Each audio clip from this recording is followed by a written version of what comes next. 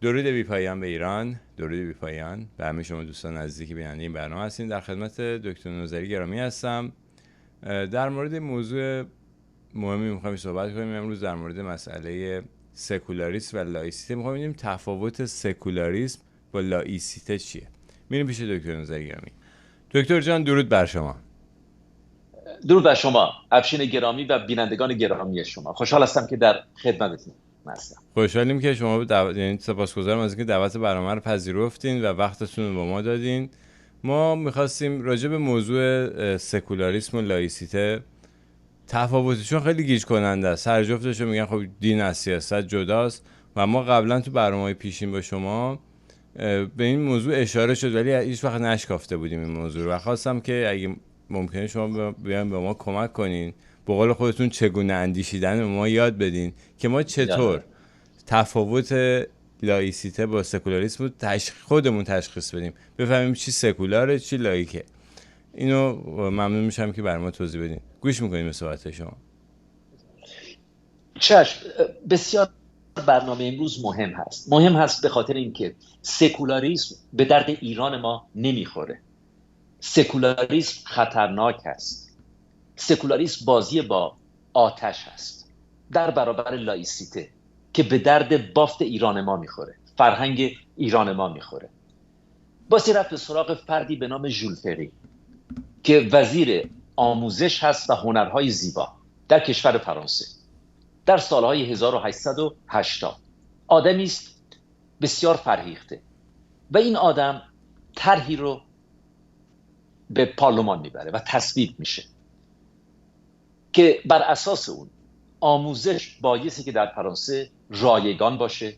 یعنی بچه‌های فرانسوی دیگه پول نمیدن برای یاد گرفتن، دبستان رفتن، دبیرستان رفتن و بایستی که اجباری باشه. یعنی دست شما نیست، دست پدر و مادر شما هم نیست.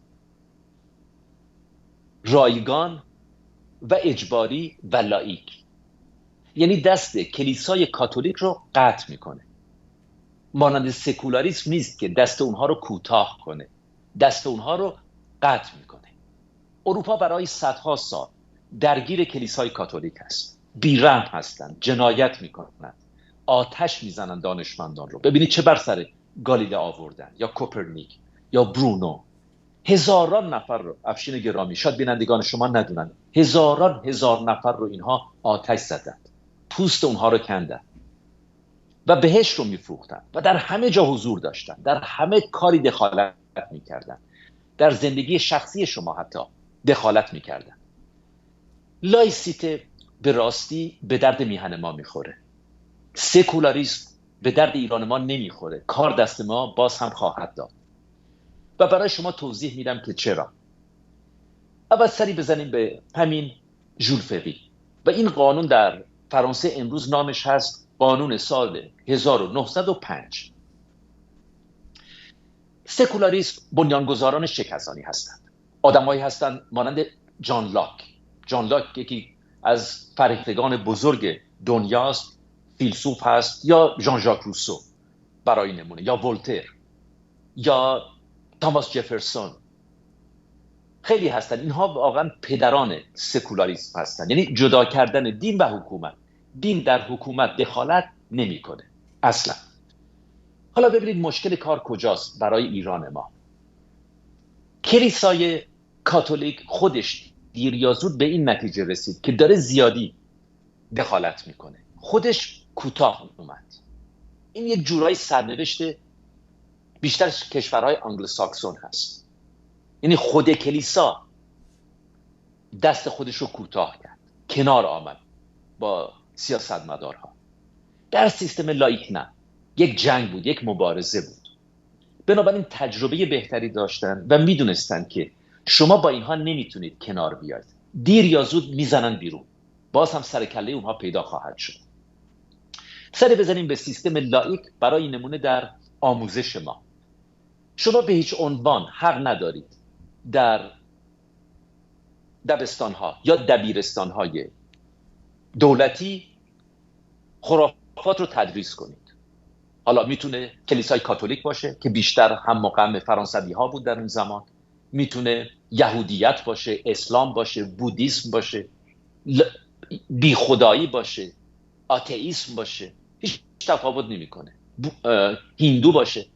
تمام اینها خرافات هستن. اینها رو بیرون میاندازن. به شما چگونه اندیشیدن رو باستی یاد داد، چگونه ارزیابی کردن رو. چون ژول فقی متوجه میشه که زمانی که شما این رو در مغز کودکان میکنید، به سادگی بیرون بیا نیست، بایستی که روی کودکان سرمایه گذاری کرد. و افشین گرامی، این بسیار مهم هست، این راز بزرگ.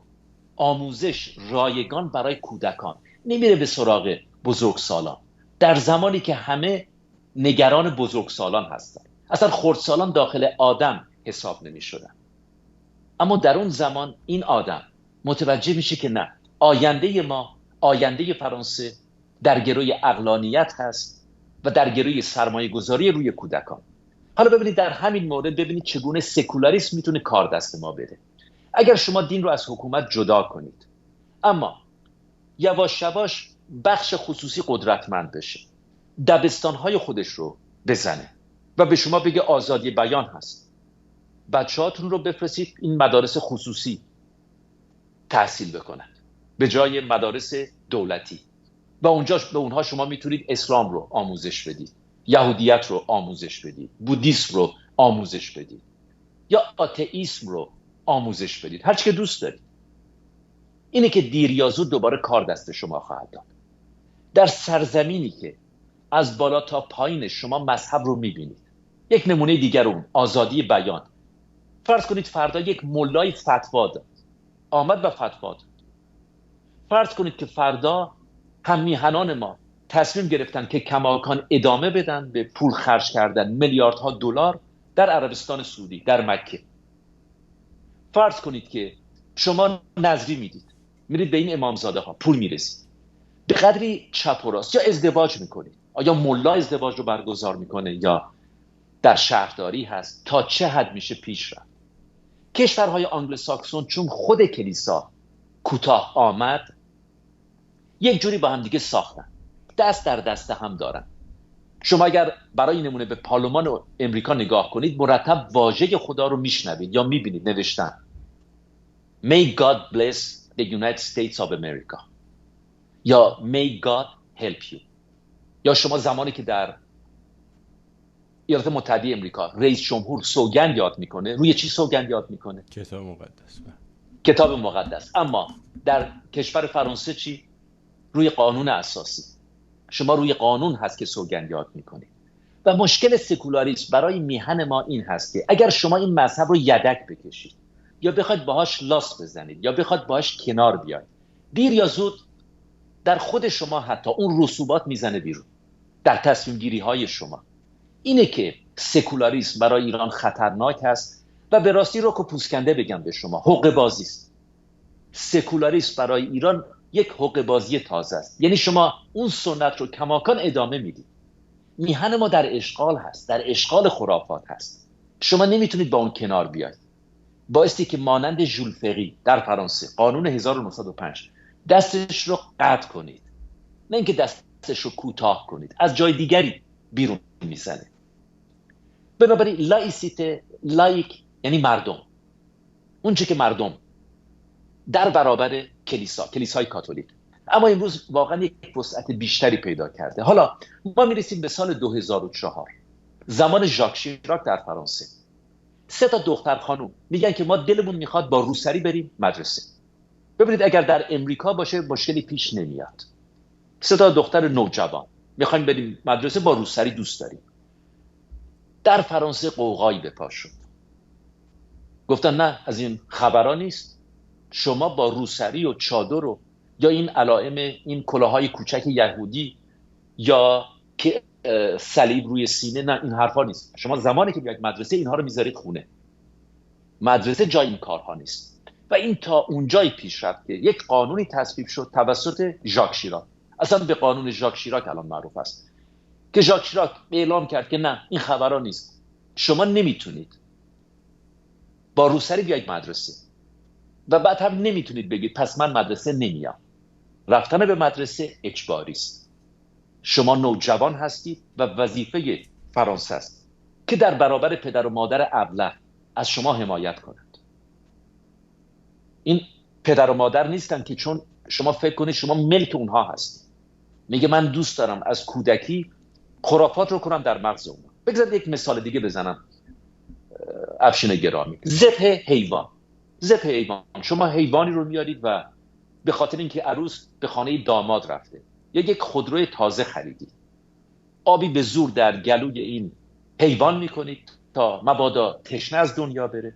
بعد شروع میکنید به آیه و سوره خوندن و سرش رو میبرید و خون اون میریزه و همه خوشحال میشن. از این کارا شما نمیتونید بکنید.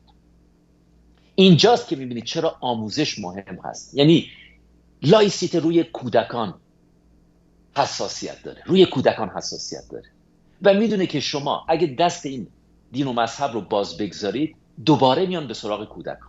چرا دین و مذهب اینقدر موفق بوده؟ چرا داعش موفق بوده؟ چرا طالبان موفق بوده؟ چون اینا روی کودکان سرمایه گذاری کردن. شما اگر به پاکستان تشریف ببرید، مدرسه بهش میگن، روی چه کسانی سرمایه گذاری کرده؟ روی کودکان، روی خردسالان. اینی که میان به خودشون بمب میبندن و میترکن تا اونجا حاضرن پیش برن.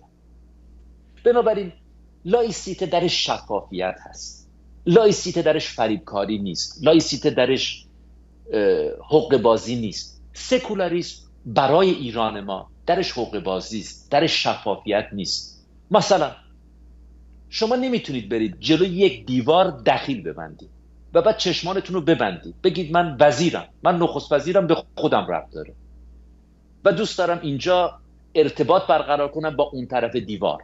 حالا خدا اون طرف دیوار هست، به خاطر این چشمام رو میبندم و دخیل هم میبندم که اگر یه وقت یادشون رفت اینجا نوشته شده، فرشته ها میان و این رو میبرن. از این کارا شما نمیتونید بکنید. اینها همه فریبکاری است، اینها حقوق بازی است. این هاست که کار دست ما میده. این هاست که میبینید ما صده هاست که گرفتار خرافات هستیم. بنابراین سکولاریسم شاید به درد انگلستان بخوره. انگلستان و کلیسا، ملکه و انگلستان دست در دست هم دارن. کلیسا نگاهبان سلطنت هست و سلطنت نگاهبان کلیساست. در ایالات متحده امریکا رئیس جمهور روی بایبل قسم میخوره، روی انجیل. در پارلمان سوگند میدن شما رو به خدا. حالا باید شما بگید کدوم خدا؟ اما در سیستم لایک اصلا از این خبران نیست. اینه که شما میبینید زمانی که در سیستم لایک رشد میکنید، پرورش میکنید، به راستی آزادمنش هستید و به راستی زمانی که وکیل شدید، وزیر شدید، نخست وزیر شدید، این رسوبات یهو نمیزنه بیرون. یعنی وزیر شدی، تحصیل کرده شدی، اما به هیچ جایی نرسیدی، به خاطر که در کودکی اون خرافات رو در مغز شما کردن. اون خرافات هست که کار دست ما میده. حالا ببینید یکی از بنیانگذاران سکولاریسم جان لاک هست. جان لاک فیلسوف سرشناس، چقدر که در مورد حقوق بشر صحبت کرده، چقدر در جدای دین از مذهب جدا کرده. اما افشین گرامی، شما میدونید که همین آدم سهام خریده بوده در شرکت خرید و فروش برده. یعنی اینها میرفتن این شرکتی که این آقام درش سرمایه گذاری کرد پول میساخته، به آفریقا رنگین پوستان آفریقا رو شکار میکردن و در نهایت بیرحمی سوار بر کشتی میکردن، به آمریکا میبردن برای فروش. گاهی اوقات آدم گیج میشه، آخه این جان لاک که ما اینقدر پوزش رو میدیم بنیانگذار سکولاریسم هست، یعنی چی واقعا حقوق بشر؟ تا کجا میشه پیش رفت، تا کجا نمیشه پیش رفت؟ و اینو شما در مورد تاماس جفرسون هم میبینید. اما شما زمانی که سری میزنید به قانون 1905 فرانسه میبینید که به راستی یک شفافیت خاص داره. به راستی سرزمین ولتر هست، به راستی سرزمین امیل زولاست. دستشون سوخته، به خاطر همین مارگزیده هستن. یعنی میدونن که اگر شما دست اینها رو باز بگذارید، اینجا اونجا بخواید با اینها چانه بزنید، میان بیرون و کار دست شما میدن. و در میهن ما شما نگاه کنید، هر جایی که شما تصور میکنید افشین گرامی مذهب هست، در زندگی خصوصی شما دخالت میکنه. ماه رمضان، آیا ماه رمضان مردم چه کار باستی بکنن؟ میشه تو خیابون غذا خورد یا نه؟ رستوران ها باستی باز باشن یا نه؟ آیا میشه عزاداری پخش کرد از بلندگوها، گوش خراشی کرد یا نه؟ یعنی کجاست این محدودیت ها؟ کجاست فتوا دادن ها؟ کجاست چند تا مسجد میشه زد؟ در سیستم لایک از این خبرها نیست. یعنی لایسیته نه تنها در سیاست دخالت میکنه، نهادی نمیشه، لایسیته در سیستم اقتصادی شما، در سیستم اجتماعی شما، در سیستم آموزشی شما و در سیستم غذایی شما هم نهادی نمیشه. این تفاوتش با سکولاریسم. یعنی در تمام این نهادها شما لایسیته رو بایستی که ببینید. بله، یعنی به هر حال در سیستم لایک شما عقیده و باور مذهبی تو کله خودته، بیرون از این آزادی هست. شما هر عقیده میخوای داشته باشی تو خونه خودت و تو حتی تو خونه خودت نمیتونی به بچت زور بگی، بهش بگی بر روسری سرت بکنی یا مثلا این کارو باید بکنی خدا ناراحت میشه. اینجوری نیست. نه. خودت. و در سیستم لایک هم میگه نه، شما صاحب اراده آزاد هستی و خب شما مثلا میری تو دادگاه، چرا باید قسم بخوری؟ شما اصلا باید راست بگی، لازم نیست قسم بخوری به خدا یا این کتاب و اینا. شما باید راست بگی، وظیفه شما راستگوییه، قرار نیست دروغ بگی که وقتی اونم تو دادگاه میای.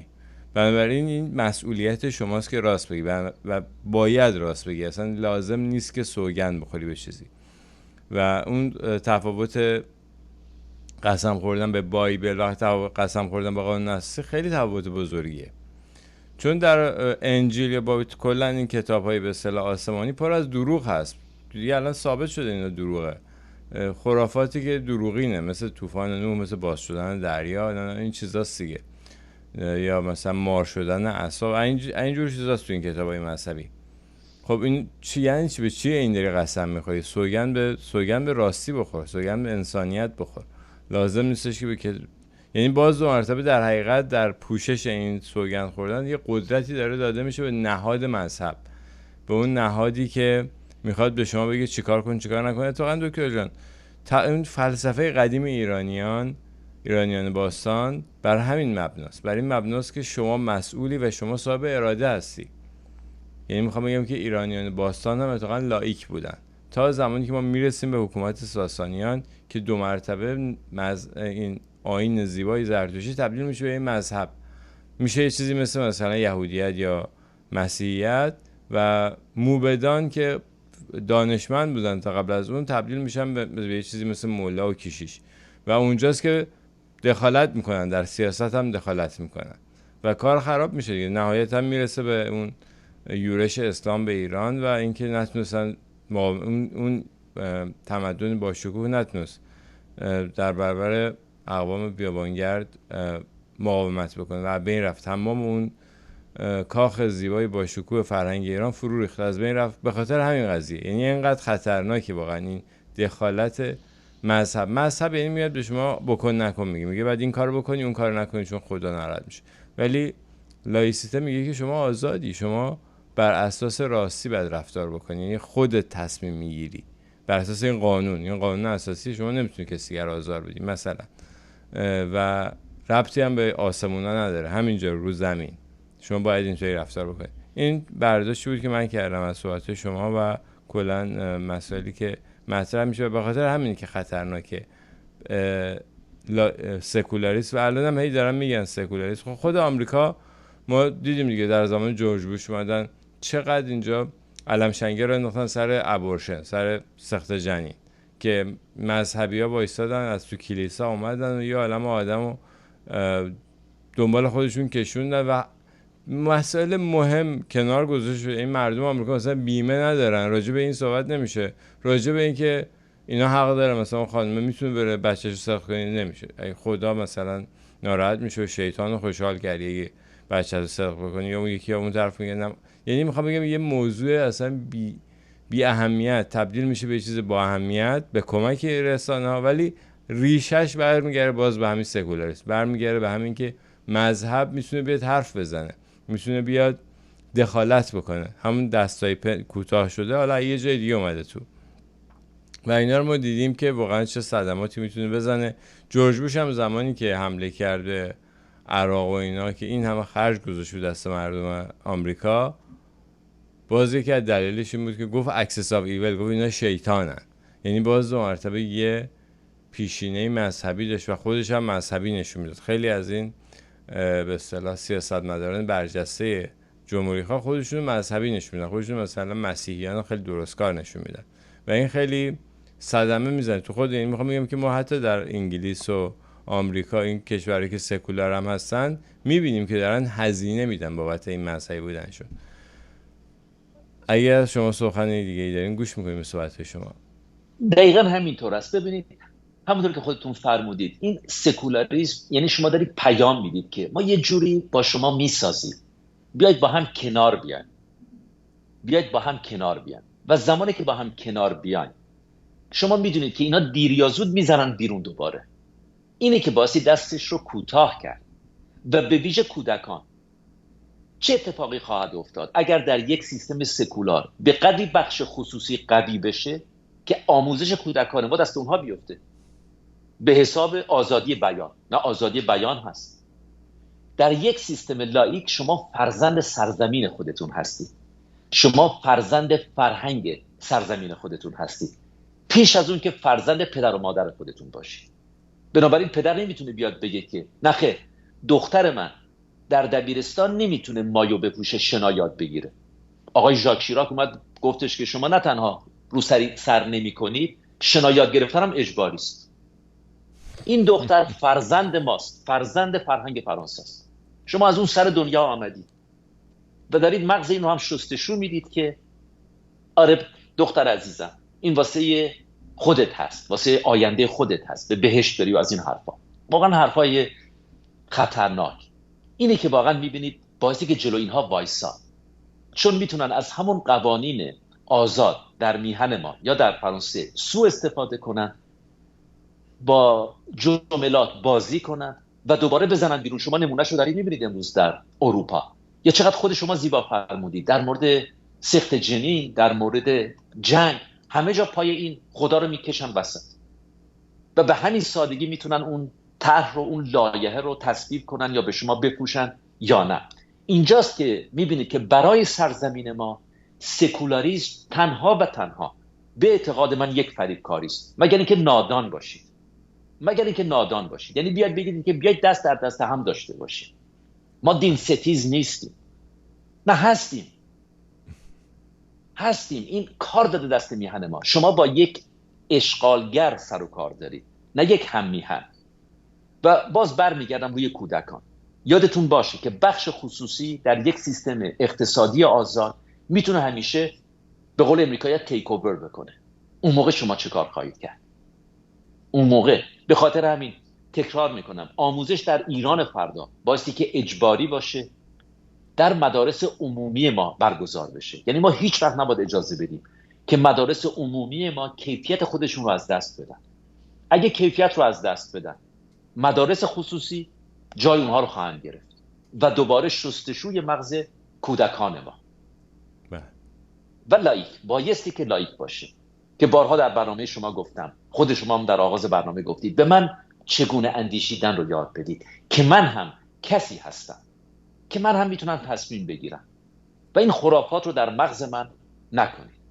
لایسیته برای ایران بدون تردید در شفافیت هست، آزمایش خودش رو پس داده، امتحان خودش رو پس داده و در برابر سکولاریسم که به درد ما نمیخوره.